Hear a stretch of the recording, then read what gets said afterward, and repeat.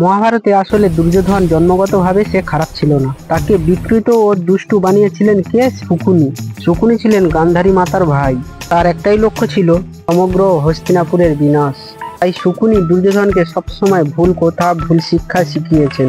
যেমন ভীমকে বিষ খাওয়ানো, পাণ্ডবদের জুয়াতে ফাঁসানো আর দ্রৌপদী মায়ের অপহরণ। এইসব পাপ কাজের মূল কারণ ছিল শকুনির দুষ্টু সঙ্গ। সঙ্গের বাস্তব উদাহরণ বলা হলো, বিপজ্জনক সঙ্গ হলো কয়লার মতো। গরম কয়লা হাত পোড়ায় আর ঠান্ডা কয়লা হাত কালো করে দেয়। অর্থাৎ খারাপ সঙ্গ করলে আপনারা নিজেই খারাপ হয়ে যাবে।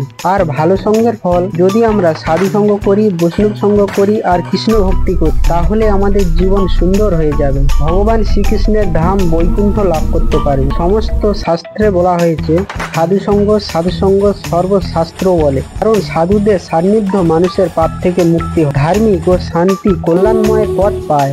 শেষ কথা, তাই প্রভু আপনিও শুদ্ধ সঙ্গ গ্রহণ করুন এবং নিজের জীবনকে সার্থক করুন। হরে কৃষ্ণ।